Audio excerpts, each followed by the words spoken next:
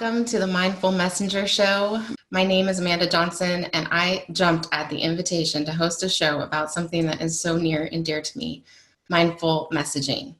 For more than a decade, I've been working with aspiring authors, speakers, and coaches to share their messages powerfully on pages and stages. And over the years, I've realized that as we set out to share our expertise and our stories, most of us messengers come face to face with two realities. One, we are masterful and capable of so much. And two, we're also messy humans who have to revise old stories in order to reach our dreams.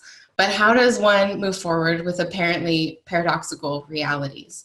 Journeying with these messengers, I've had long conversations about what it takes to help others with our expertise and also allow ourselves to be messy and honest about the stories we're still developing. This is the way of the mindful messenger. And this show is your opportunity to eavesdrop on some of these conversations about what it looks like and what it takes to write, speak, coach, create, and walk the journey mindfully. So today, I'm really excited. This is the first show, and I have someone here that has been part of my mindful messenger journey from the very beginning. And I want to introduce her to you, and then we'll get started. So Ursula Mentjes is a two-time best-selling author, award-winning entrepreneur, and sales expert who transforms the way you think about selling so that you can reach your goals with less anxiety and less effort. The founder of Sales Coach Now, as well as an inspirational speaker, author of Selling with Intention, Selling with Synchronicity, One Great Goal, and now The Belief Zone, Ursula specializes in neuro-linguistic programming to help clients double and triple their sales in as little as 30 days. Honing her skills at an international technical training company where she began her career in 1996, Ursula increased sales by 90% in just 1 year. In 2001, when the company's annual run was in the tens of millions, Ursula advanced to the position of president at just 27 years old. Sales guru Brian Tracy endorsed her best-selling and award-winning book, Selling with Intention, saying, "This powerful, practical book shows you how to connect with customers by fully understanding the sales process from the inside out. It really works." Ursula is long. She has an amazing list of ways that she has contributed to the lives of so many people and to different organizations that she cares about. And I know that's her main mission and vision. I've had the opportunity to work with her for, 10 years. It's been 10 years now. Yeah. Wow. Well, welcome to the show. Thank you so much for agreeing to be my first guest. When I thought, how do I launch this and how do I help people to understand like the core of this message, you were the first person to come to mind because you were one of the first people who met me on my own journey of messaging and entrepreneurship and have been helping me all along the way. So thanks for being here. I think I'm blushing. I'm really humbled to be here with you, Amanda, on this journey and on your show. I'm so excited for you, and I'm just really honored that you asked me. And I want to make you proud during our time together because I want to inspire those messengers that are listening. That's what you do every single day, and I know that there's going to be people who are watching who are probably feeling very stuck and wondering what the heck they were thinking when they thought about writing a book or getting their message out there. And I can relate to all of it, as you know, because you've had to watch this journey unfold, and then you watched me write about the painful journey in all of my books. So the pain and ultimately some triumph. So it's good to be here. Thanks for having me. I'm excited about this conversation. I know we both have a little bit of cup of coffee, or we both have cups of coffee to enjoy this journey. So if you're watching, I hope you have one with us. Well, and I think it's important for people to understand that when I work with people, we develop pretty significant friendships, but Ursula was a little different. When we met, it was kind of like we'd already been friends for lifetimes, and it was like, let's get to work together. And but we always work over coffee and at the spa. Kind people are my kind of people, so you're one of those for sure. And the spa, for sure, we've done a lot of work at the spa. I mean, essential to find those perfect places. Coffee, chocolate chip cookies, and the spa will always help you get a book done faster. That's right. I hope you do anything faster. We planned events there. True. We've done a lot. So I'd love for us to start out today by you sharing kind of like your story. When And where were you when you first got this idea that you had something to share with the world in a bigger way? I was really thinking about this and going back, and I remember a moment where I was sitting in this big corporate office, this big corner office. I had a view of John Wayne Airport and glass windows all around. And it was just this moment where I should have felt really happy about what I had accomplished at this company. And there was a part of me that did. I was grateful for the journey and the owners, and I had helped to grow a multi-million dollar branch in Santa Ana and ultimately become president of a multi-million dollar company. It was a big deal. And I made a lot of money, and that was great. And yet here I was sitting in this office, looking out the window, watching airplanes land, and feeling really lost, feeling lonely, feeling sad. I had shingles on my neck. I remember that I still have the scars, and I was in physical pain as much as mental pain. I was at the moment of like, what is missing? And I was thinking about my journey, and I loved the employees that worked for the company. I loved connecting with them. I loved seeing them grow in their careers. And it was about that same time that I'd heard of this world of coaching. And it was still new, like coaching wasn't as well known as it is today. And I thought, maybe I could be a coach. Maybe I could get a coaching certificate. Maybe I could help people outside of this. Maybe even someday I could have my own company. I mean, the idea of a book wasn't even there, but the idea of getting myself out of this situation, this painful situation where I felt like I should feel like I've made something, and getting somewhere else so I could help people. That was that moment. That was my true desire. And it was pretty rock bottom in terms of just that lost, lonely feeling. And, my body had a lot of clear messages for me at that point. Yeah. Yeah. It does that, right? The body is so good at being like, yeah, all this is great, and this over here needs your attention. Right. Something's not right. Yeah. Yeah. So you then got started with this process of figuring out, I mean, obviously you had been in sales and helping people to double and triple the sales for this company. So was that just the obvious thing that you were going to go help entrepreneurs and other sales professionals? I wish I could say it was the obvious thing. I think I was in a cloud. It definitely, I didn't make that connection. I think if I would have met you at that time, I look back and I think, gosh, I wish I would have had a coach. I wish I would have had just a circle. But being CEO of a company at a very young age was very lonely. And I just spent a lot of time working, and I didn't do a lot of networking. So it was definitely not clear. What I could get to was just the word coaching. I thought, well, maybe if I could be a coach and have my own practice, maybe that would be the place to start. So eventually the company was sold off, and I left, and I didn't know what I was going to do. I went out and interviewed with all these companies. I thought I was going to be the president of the next company, and people kind of saw me coming, or like, okay, who is this chick? And no, you don't just get to be the next president of another company. I was like, why? And I remember a particular recruiter was having this conversation with me one day, and he just got so annoyed, and just out of the blue, he was like, why don't you just start your own company if you want to be the president? But for him, it was sarcastic. He was trying to move me in the direction of realizing that wasn't going to happen. So pick something else. And for me, it went ding, ding, ding, ding, ding. And I went home. I said to Tim, I was like, why don't I just be the president of my next company? Of course, Tim was like, yeah, that's what I've been telling you. Of course, we'd always listen to significant others who are telling us these things. But what I was clear on was that I didn't want to stay in the same industry. I'd been in the technical industry for a long time. I had no desire to start another tech company. And so I kept thinking, like, what is it I want to do? And I thought, well, I grew a small business. Maybe I can help other people do the same. So that first step was looking into coaching from the perspective of helping small business owners. And then I got certified at the NLP Institute of California, which was kind of a fluke because I was looking at a lot of coaching programs and they were all amazing. But then I found out that at the NLP Institute of California, not only would I become a coach, I'd become a certified coach through the International Coaches Federation, but I would also have this thing called NLP in my back pocket, this really amazing tool. And it kind of blew my mind because I didn't know about NLP. So that's where I went first before I launched my coaching business. Nice. So you launched the coaching business. So,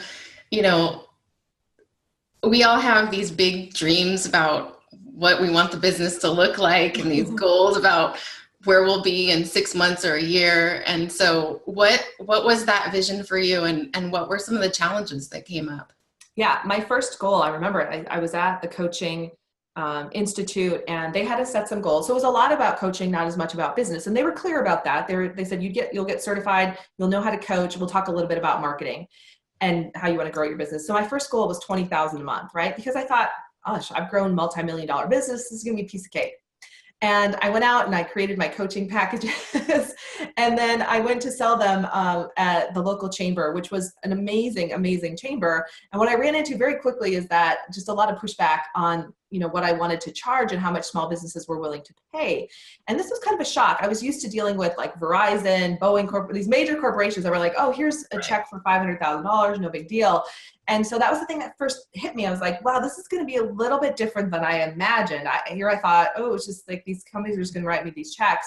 And that was part one, was that, the packages were smaller, the numbers were smaller. Part two was I was selling myself. And even though I'd been in sales forever, I could sell anything. I couldn't sell me very well. It brought up everything. I always tell my clients like this, having your own business is the biggest self-development course you'll ever go through, especially if you're a coach, a speaker, you're selling you. It's like, it forced me to look at everything, which also started me on a healing journey to heal so many things of myself, because I didn't have a great self-image, which I didn't realize. It was easy to hide behind someone else's company and just feel very confident. But when it was just me selling me, totally hit my self-confidence, my self-image, and forced me to work on me and everything that had happened in my life, which wasn't pretty. So it was. All I wanted to do was start a business or write a book. That's it. I just wanted to be a coach, and I just wanted to help people. But what I realized is that I had to help myself first. What a concept, right? I'm sure you've never heard that before, Amanda. No, right? It's where everyone is when they get to me. And it's where I am frequently too, right? I always tell people like, this is kind of when you sign up to be a creative and to be helping people and to be supporting, you can only do that as far as you've done it for yourself. And so you're just constantly being pushed to your own next level, which means confronted with the next BS story that is keeping you from moving forward and doing what you want to do. So what were some of those stories for you? You said self-image, and like what was the thing that kind of was the shifter for you, where you like finally got that and then all of a sudden the business started to move forward? Yeah, Amanda, that was like a 10-year process. I feel like that's happening. I think that's unfolding. No, so something interesting that started to happen, like one of the things I really had to confront was I was invited to speak. I was invited by a friend at the time who said, let's go and do this event together at the chamber. And this person became a character in my story that was unraveling or moving forward, who really challenged me in ways that I hadn't expected. When I look back, I think she definitely was placed in my path as one of my greatest teachers. At the time, I was delighted that she'd asked me to do this event together, and we did it, and it went well, but it didn't go well inside. So what I realized at that point is that my fear of public speaking was still there. I'd had a fear of public speaking since I was in the 9th grade. I couldn't even read a paragraph in front of the class. I majored in communication and psychology when I was in my undergrad because I wanted to overcome this fear of public speaking. So there was this, strangely, there's this part of me that felt like I was going to need my skills as a public speaker, and I wanted that. But I was confronted with such a deep fear of public speaking. Later, I Googled it. It's called glossophobia. I would rather die than speak publicly. And I was so envious of people who said, oh, that's so easy for me. I just was like, how is that easy for you? And so that was a major part of my journey, is this on the one hand, this deep fear of public speaking. On the other hand, this pull that I had to get out there and speak, which then led to what I found myself doing was saying the same things over and over again when I was speaking and working with my clients, which then led to the book. So I saw all of these things unfolding, but they were my greatest fears, my greatest limiting beliefs, that, when there's that part of you that says you're being pulled to do something that you absolutely don't want to do, but it's the thing that's going to take you to wherever you're supposed to be going. That was the fear of public speaking for me. And that, so the more I did it, it didn't get easier at the time, but it did force me to go deeper on my journey of NLP. It forced me to go deeper on my healing journey. And it took me on an adventure that gave me tons more tools to help my clients with, really recognizing where we can get stuck, how those things can stop us, how we can stop us, how all of our old stories can stop us. And so that was kind of the piece, but it was a couple year process. Yeah. And I don't know that I remember an exact moment of like, oh, now I feel so much better. I mean, now you can throw me in front of any audience, but this is after years of work. Yeah. Well, and I definitely understand. I was terrified too. In fact, it's hilarious that I'm doing this show now, because when I got invited to it, I thought, well, this is kind of a funny opportunity, because almost 10 years to the day that I got invited to do this, I was sitting in a training room getting ready. It was a program to learn how to become a facilitator and coach. And I remember introducing myself as the person who really loves empowering people from behind my computer screen. Like, that was my way of saying, I know that I'm going to be forced up into the front of the room, but I just want you all to know I'm going to hate it. It's probably going to be terrible. Fair warning. Right. Fair warning. And I remember having to do this video and put myself on video and just being like, oh God. And so it's, when we get to moments like this where, now it's hard not to jump on stage and speak when you see the need in the room. Right. Yeah, I definitely get that. So that did spark something. May I add something? Yeah, of course.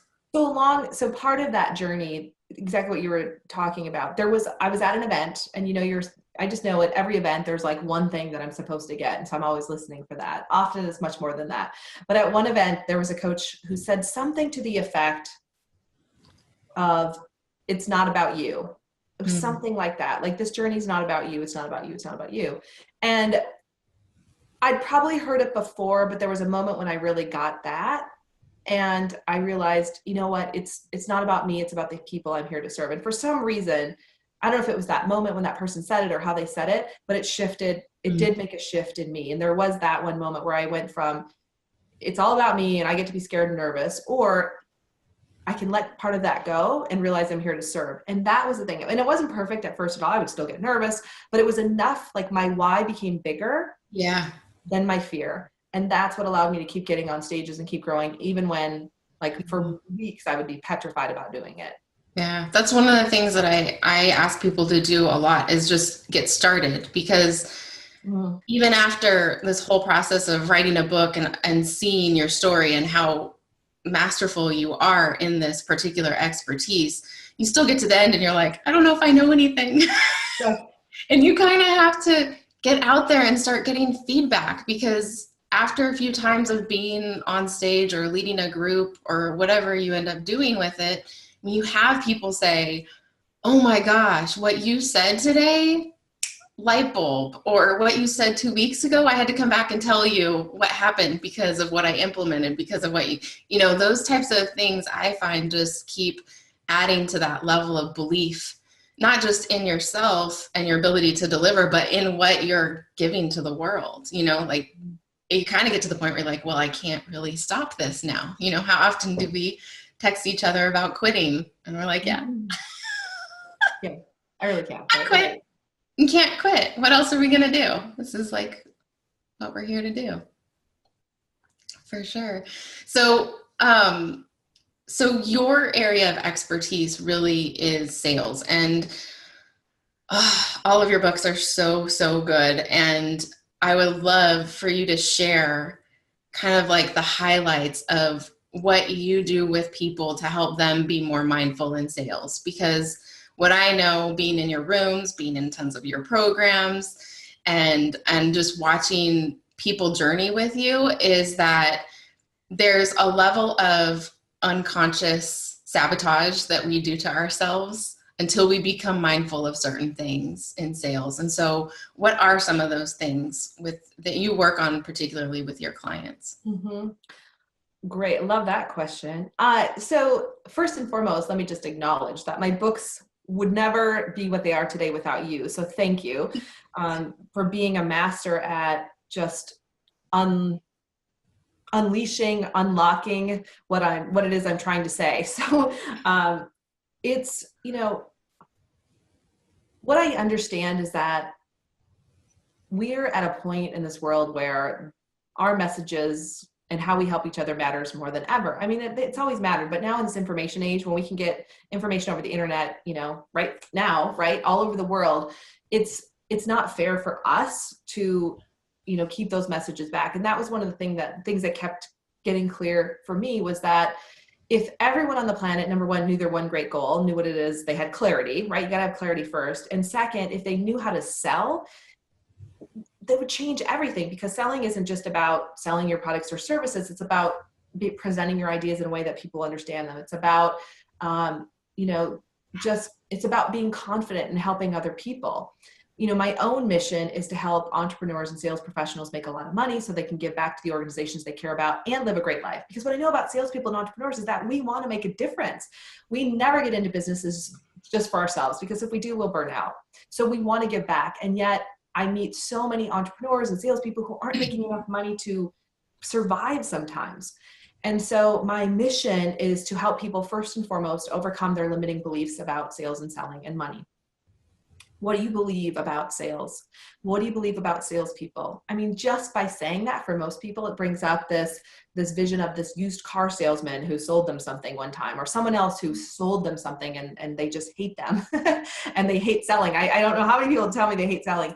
And yet selling is just a skill. It is a 4-letter word, but it's not one we most think of. It's a skill. And it's something that we can learn, like writing. It's something that we learn, like we learned math in school, and yet we don't learn how to sell in school. We don't learn how to sell anywhere. You can get an MBA and not learn how to sell. And so I want to first shift how people see selling, that it's a great skill to have. It's an essential skill to have as an entrepreneur. It is one of the main skills you need if you're a salesperson, but that to realize within that selling isn't about you. It's just about serving. And I tell my clients, if you feel like, oh my gosh, I'm going to be viewed as a pushy salesperson and people aren't going to like me, it's just not true. We are all professionally persistent problem solvers. In my world, that's what salespeople, business people, small business owners are. We're here to solve problems. And when you start to shift from focusing on yourself in the sales process and just solving the problem of the client who's in front of you or the customer, it all starts to get really easy. And here's the truth, right, Amanda? If we meet someone, either we can help them or we can refer them to someone else who can. And we come from that perspective, it just moves away. And suddenly, again, it's not about selling, it's about solving. And the biggest disservice that we can all do in the world is to not follow up with people. If we meet someone and we feel that connection, we think, oh my gosh, I could totally help this person write this book, or I could help this person grow their business. And we don't say something to them, and we see them a year later and they're stuck in exactly the same place they were as when we saw them before, that's on us, because we have a gift to give. And so a big part of overcoming those beliefs about sales is realizing that we are there to serve, and we do a major disservice when we don't. And then we start to talk about money, because as the money starts to come in, because we're selling more, then everyone goes, oh no, this money, it's evil.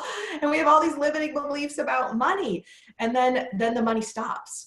And what we have to do is think of money like an infinity symbol, like an 8 on its side, that the money, when it flows in, it can also flow out, and that there's always going to be enough. And believe me, that's a hard one for people to get. A lot of times if you haven't had money in a while, it starts to come in, you start to hoard it. Well, what that says to the universe, or whatever you might call it, is that there isn't more money coming. And so and I share this from a place of, I get it, I've been there. It still comes up at times when, we go through those times. But I want you to realize is that money flows, and money loves a plan. And money is your friend, and you can develop a great relationship with your money. And when you do, and you start to let it, flow in and out, knowing that sometimes it'll feel like there's not a lot in there, and other times there'll be a lot, that all of that is okay. And you're still safe. Everything is good. And more is coming. Like when you can get to that point in the belief, then it really starts to flow more easily for you. So that's some highlights of how I love to help people with their sales and their money beliefs. Yeah. And one of the things that I've really loved working with you over the years, and then being in lots of other programs with other coaches for one reason or another, is this idea of the one great goal. I'd love for you to share a little bit more about that, because I feel like it was magical that I learned that at the beginning of my entrepreneurial journey, because there are a lot of these ideas of having SMART goals and that they need to be measurable and attainable and all of this, that's all good science. And what I found is that people are already looking for a way to think a little bit smaller. They're already kind of thinking smaller. And one of the things that I've found with you is like, how many times have I come to you and said, well, I really want to do this. And you're like, yeah, have you thought about doubling the price for that? Or have you thought about adding this over here as a opportunity? And it's just this ever expanding kind of like pulling me into my potential. And so what is One Great Goal and how does that work for people? Sure. It's interesting you would say that, because I have gotten, like, I do hear people talk about goal setting often. And a lot of times they'll say, make it realistic, make sure you can completely believe it. And I just have to, it makes my head hurt because I'm like, I just want to say, but if you don't ever create the space for something to happen, it can never show up. If you don't ever create the possibility, it can never happen. And you're right. Like I feel like we live in a time of mediocrity where people are just doing enough to get by and they've stopped dreaming because of for whatever reasons. And so they get stuck. And yet the biggest dream is the one that's really calling you. And that's the one that's just yelling at you to create space in your life. For me, it was the shingles on my body was like, those were the whispers in the beginning that I heard. I think of it as like your soul whispering to you through pain or through misfortune or through whatever, because we'll always get what our deepest intention is. Like if you're sick and tired of your job, I guarantee you're going to get sick and tired and you're going to end up leaving your company for some reason, or you're going to get fired. And then you're going to be like, I can't believe I lost my job. Yeah, but what is your soul calling for you? That is what you truly wanted. And so we always have to be paying attention to what our bodies are telling us, what there's things around us that are telling us. And that's the first step to listen. Because they'll say to me, that's great, Ursula, but I don't even know what I want. So you have to start with what you don't want. I've heard many coaches say this, and I think it's so true. Like, just get really clear first on what you know you do not want in your life anymore. And as you start to get clarity in what you do not want, you'll start to see right next to that, you could write something and say, because what I really want is, like someone might say, I don't want to be poor anymore. I don't want to always, feel like I'm in scarcity or like I can't afford something. Great. Well, what do you want? What you really want is for all your credit cards to be paid off, and you want money in the bank, and you want to only work with your top 20% of clients, and you don't want to waste your time with people who don't want to work with you, right? So you start to see what you want, okay? Mm-hmm. The second you start to see what you want, you can start to write clear goals down. Now, this is the other place where I'm a little bit different than other coaches, and I think you have to figure out what feels right for you. Everybody has different ways of doing things, so you want to kind of feel into it and say, what fits for me? The way I teach it now, I wrote about this in the belief zone, went from One Great Goal and then into the belief zone, was to write your goals down like you're writing a checklist. Because here's what I find so fascinating is we're such creatures of habit. When we write a checklist down, Amanda, what do we put in front of every single thing we're going to do? A checkbox. A checkbox, right? A little checklist, little checkbox. This is our task list. And then when we write goals down, what do we put in front of every line? A bullet point, maybe. Yeah, a bullet point, a number, which I think is even worse because then like the goal at the bottom gets no attention at all, right? So and I used to do this too. And then one day I started to look back through all my journals. And at some point, I stopped writing numbers and bullet points, and I started to put check boxes in front of my goals. Because what does a checkbox say to a goal? I'm coming for you. I'm going to get you, right. I'm going to check you off this list. You are mine. And from a psychological standpoint, you start to think of it the same way as a task. So right away, you have more power over that goal and it happening. Now, statistically, I've read that 99% of goals will come true just by writing them down. And it might take years for that to happen. But for a lot of people, that's true. Unfortunately, 10 to 15% of people write their goals down, which is like what? Like nobody, right? So you're already ahead of the game just by writing them down. Now, put check boxes in front of them, right?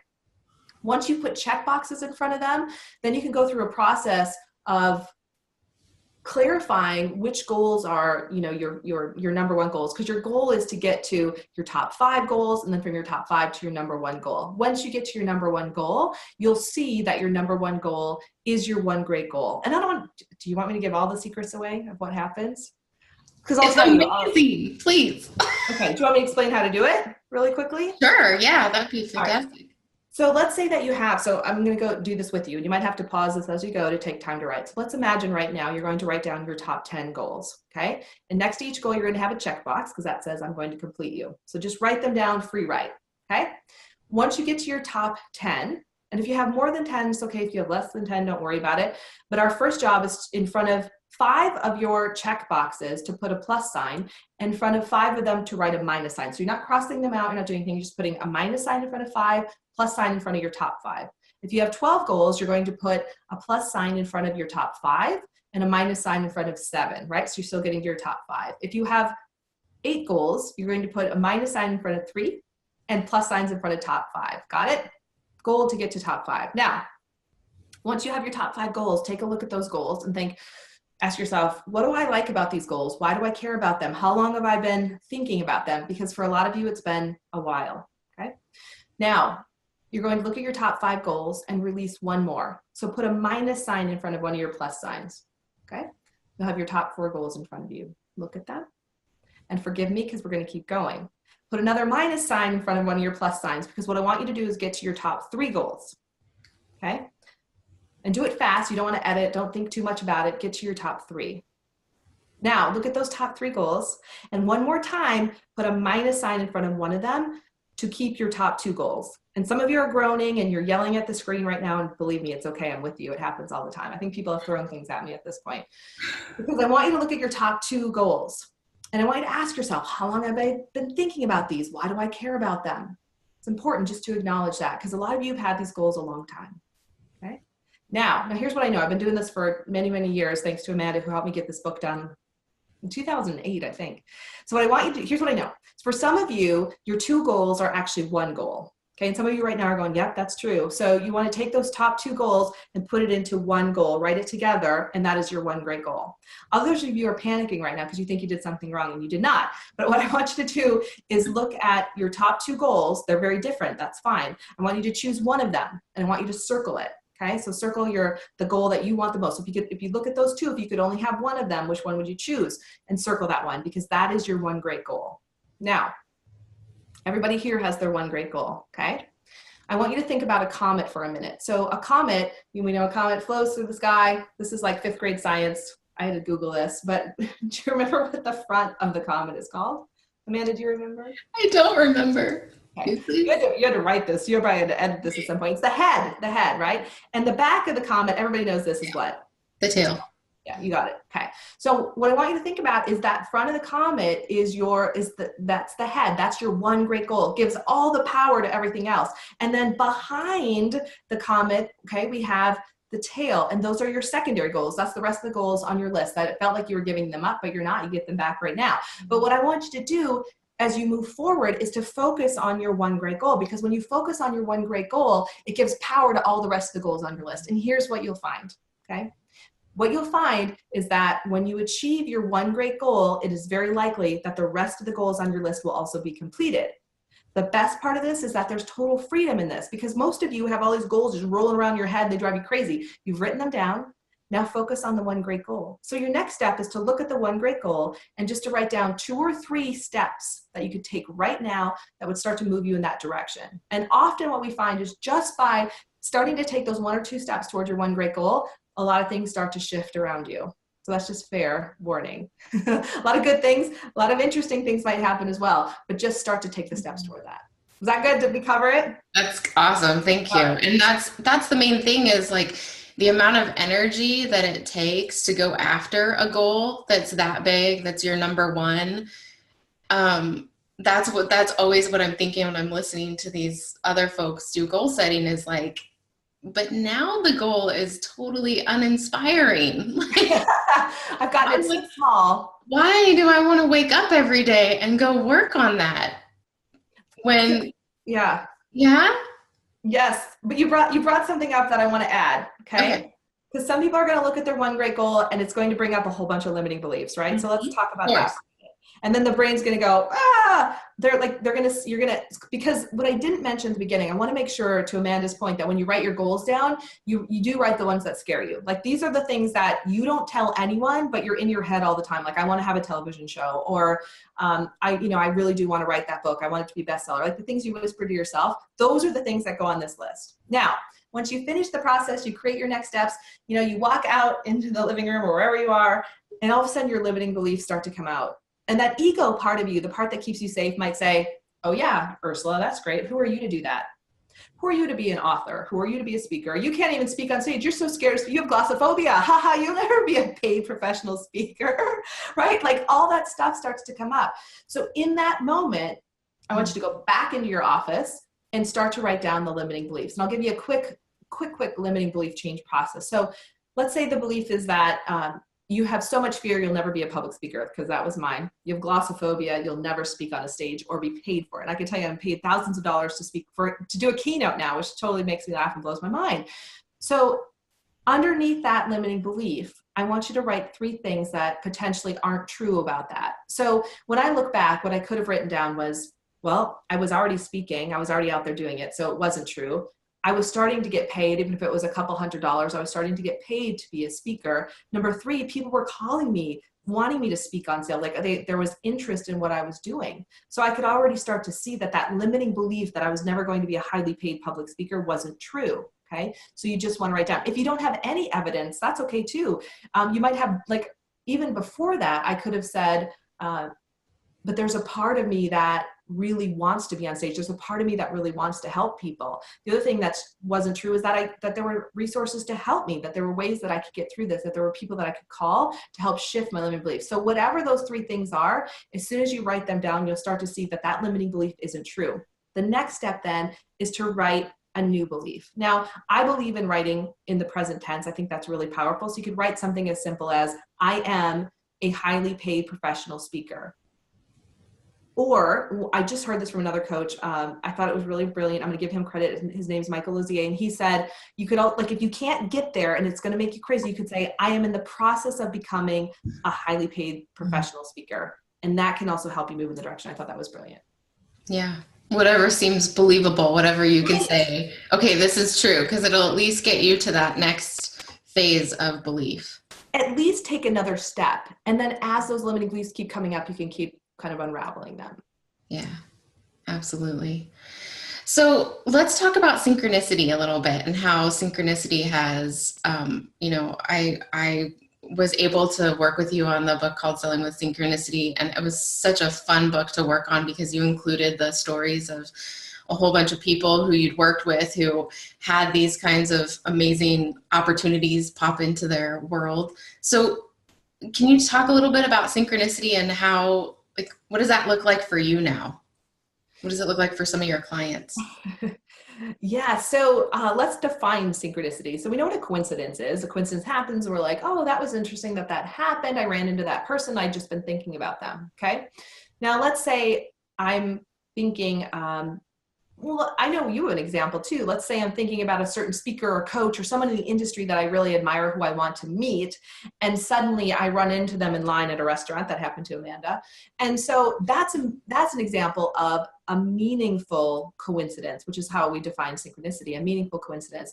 I believe, I've studied quantum physics to a certain degree, and by no means I wouldn't say I'm a scholar in that area, but I will tell you that I've learned enough to know that we live in a quantum world. We live in a magical world that we seem to not understand at all. Even scientists, right? They study all this stuff and they're like, this is really interesting. I think we found God at the middle of this thing, but we can't explain it. We don't know what's next. We don't know where to go with that. And so what we do know though, is that when we are in, say, a high frequency, you can think of it as when you feel extremely joyful, you're really happy, you're in a good place. It seems like we can experience a lot more synchronicity, a lot more meaningful coincidences.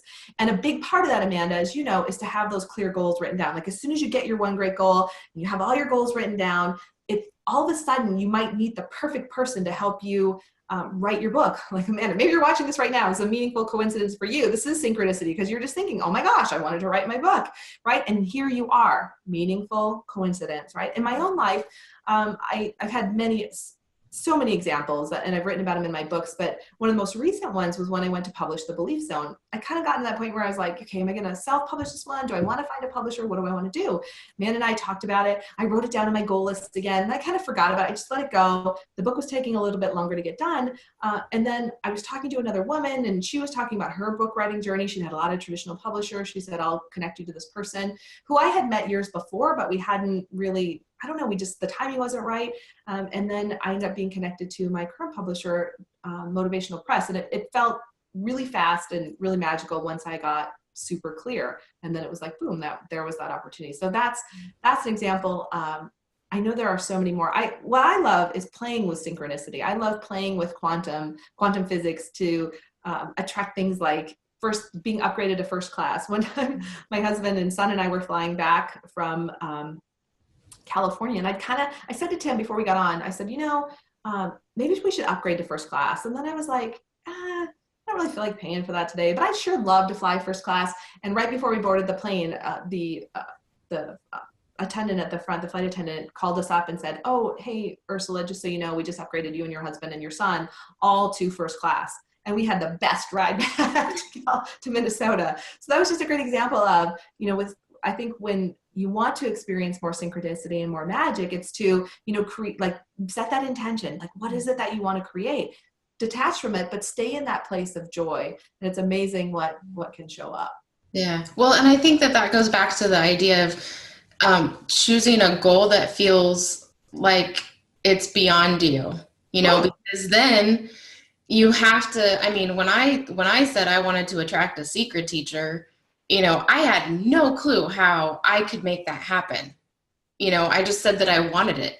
Right. And then my job was just to pay attention to all of the weird things that started to unfold and to follow every little nudge. And one of them was, my husband, who hadn't wanted to be in a church for years at that point, saying, "Hey, let's go to this church today." And I was like, okay, get in the car, because that was so odd. But it's, I'm just going to keep following these steps. And so I think that those pieces of more synchronicity can happen, the bigger the goal is, because you're saying I need some help here. Right. Yeah. Right. And I'm even remiss. I'm not talking about, I'm actually sitting in my home office recording this today, looking out the window at a frozen lake this time of year. But just, I wrote about that in the Belief Zone, how, after my husband, Tim, and I, we pretty much lost almost everything in the Great Recession in California. We owned a lot of real estate.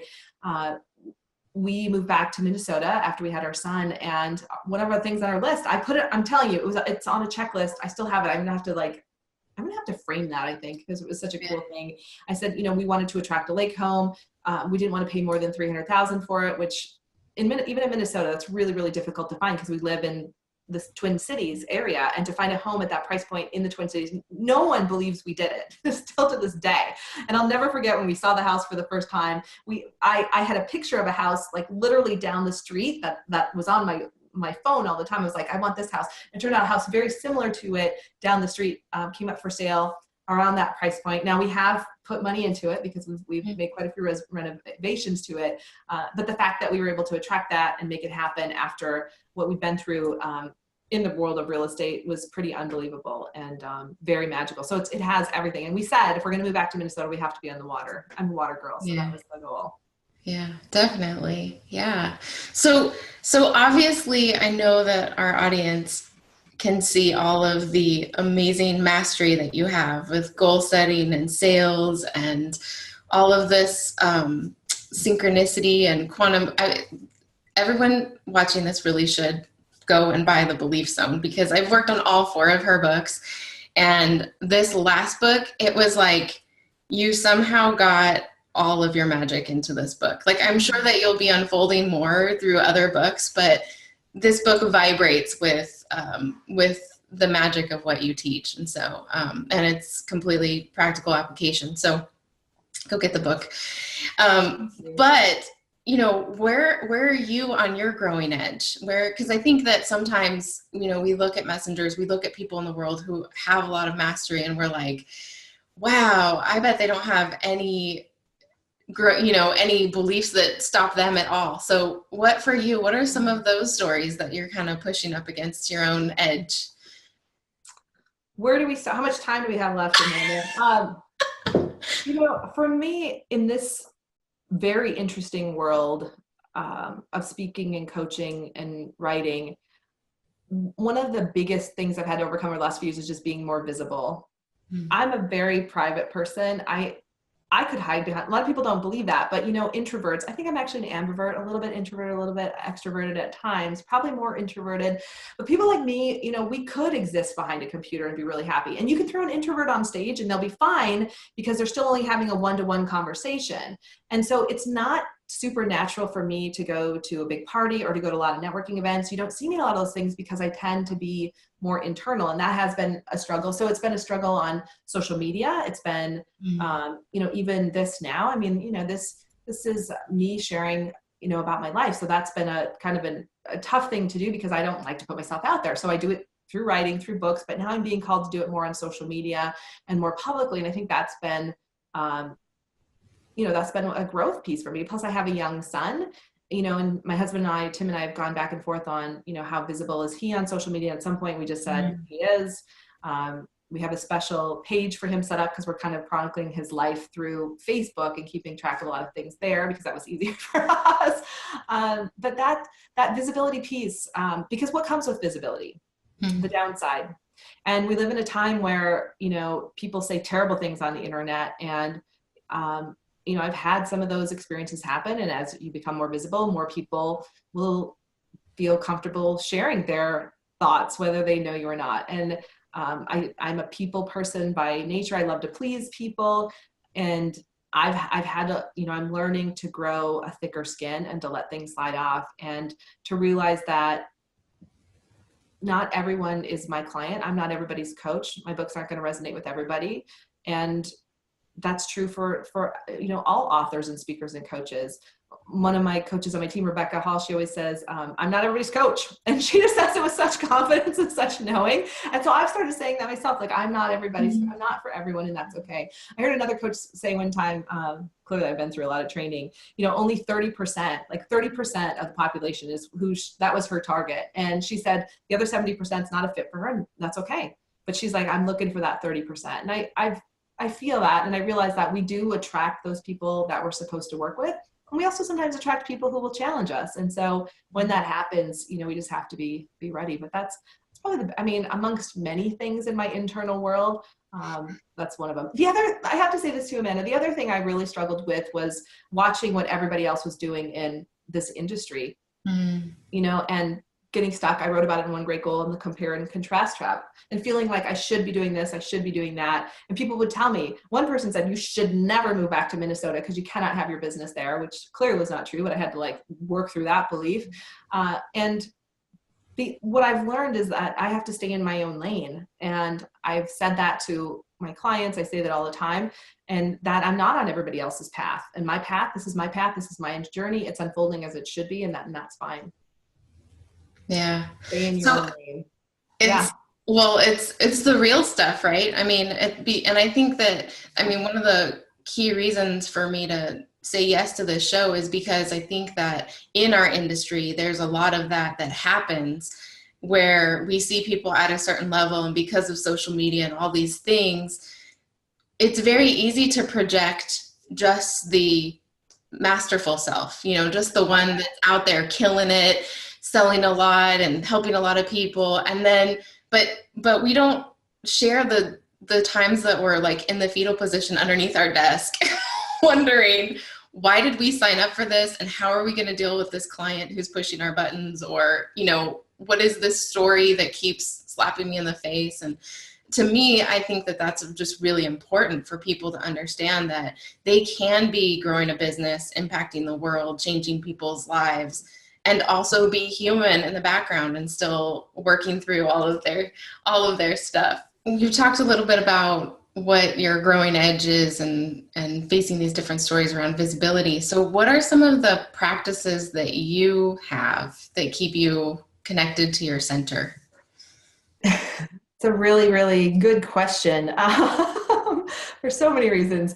I do practice yoga twice a week, and my coaching days are Tuesdays and Thursdays. So I do yoga at noon, and I feel like that is the one way that I can keep the energy moving. It's really a moving meditation for me. I also go to the gym and do walking meditations because I'm not great at meditating, but I try to keep those practices on my intentional calendar, my intentional schedule, which I talk about in Selling with Intention, because if I don't stick to that, things can go downhill really fast for me. And then, from a quantum physics perspective, then it drops our vibration, our frequency, and then all kinds of things seem to go wrong. So, self-care has to come first. And then making sure my family's a priority and that I'm available for them and available for our 4-year-old son is really important to me. I traveled a lot last year, and that took me off center. I mean, I was traveling back and forth because we still had a lot of business in California, and I just knew long-term that I couldn't sustain that. And I knew I had to make that shift. And so that's been a big thing as well. Just being back home, traveling a little bit, but not 2 to 3 times a month, which was happening for a while. So that just managing that schedule keeps me really centered. Yeah, it really does come down to those core structures like the routine. And, even if I miss one part of my morning ritual, I can feel it the rest of the day. And it seems silly, but it's something that just kind of, like you said, brings the vibration up and keeps it there so that we can be our best selves for everyone and not lose that center. So are you ready for the rapid fire question section? Bring it on. I'm excited about this. All right. Okay. So of course, you know how much I love books and messages. So what was the first book or message that changed your life? Yeah, so many, and this was a tough question for me. You can see behind me a little bit of one of my bookshelves, and I say one because I've kept a lot of my books over the years. But that first book was The Power of Intention. I mean, it changed my life. I talk about it all the time. The now late Dr. Wayne Dyer, and it was that word intention that I'd heard before, but I'd never gotten it at a deep core level. And the way he talked about it, and I realized that I could set my intention and have some level of control over my life and my business and what I was creating. It just like blew my mind. I thought, oh my gosh, I can be intentional in everything I do. So it started with sales, and then pretty soon it was in every area of my life. And intention, it really led to quantum physics for me, which then, has led to my other books and now the Belief Zone. But that word intention. Yeah. Oh my gosh. I remember when that book hit my shelf too. Amazing. What is your favorite book and why? Yeah, another really tough question, Amanda. I was like, really, I have to pick one. So one that changed my life as well. Of course, The Power of Intention, incredible message. But Think and Grow Rich by the now, of course, very late Napoleon Hill, just blew my mind because he made me realize that there is this intangible stuff. And now we can talk about it in quantum physics. And he had a scientific message, but he didn't talk about it in the terms that we can today. But this idea that you could think and that your thoughts would turn into things, what? So that was like the next level from intention to our thoughts becoming things. So Napoleon Hill, Think and Grow Rich. Good stuff. Who is your favorite messenger and why? Mm-hmm. So again, another tough question, making me go deep. For me, it's Louise Hay. Again, she just passed in the last year, and cannot believe it. Lived into her 90s. She had her big breakthroughs in her 60s, right? That's when she launched Hay House. I think it was her 60s, right? 50s or 60s. So later in life, creates this incredible company. And the reason I love her for 2 reasons. One, she wrote You Can Heal Your Life. So that was another part of my journey of healing myself.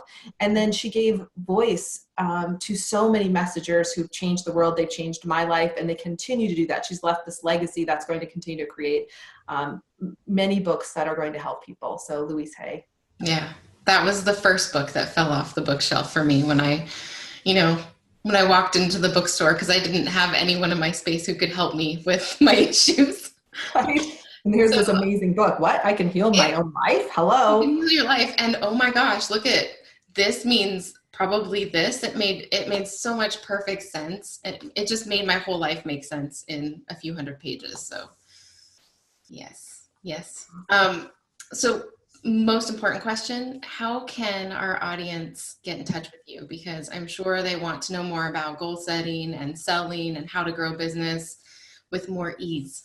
Sure. Thank you for asking. You can find all of my books, One Great Goal, Selling with Intention, Selling with Synchronicity, and the Belief Zone on Amazon. So if you have a Kindle, you can download them. You can also get the hard copies if you want to hold on to them. And You can find a lot more about me and my business and how I help clients at salescoachnow.com. So that's www.salescoachnow.com. We also have a free gift on the site. You'll see a button that you can click on, and you'll receive a webinar called the Authentic Sales Formula. And we gift that to you. So if you are tired of feeling pushy and salesy in the sales process, grab a copy. It's free. It's a 1-hour webinar. I guarantee you'll leave with some new beliefs about sales and selling. Yeah, it's a really, really good webinar and such a great introduction to the work that you do at Sales Camp and in your other programs. So thank you from the bottom of my heart for being my first guest. And more than that, for being my biggest cheerleader for the last more than a decade of me walking this journey and trying to figure out what it means to be a mindful messenger. So. Oh, well, thank you for inviting me to be your first guest on your show. This is a heart. I love, adore you. You are so many things to me, a soul sister. My books would not be what they are today without you. My message would not be out there in the brilliant and intelligent way. You make people really smart like me. You've helped me so much with my messages and just seeing things that I didn't see in the process. And I just want to encourage people too, like, you know, if you don't know Amanda yet, you're going to love her on this show, but get to know her. So thank you. I love taking this journey with you. Same.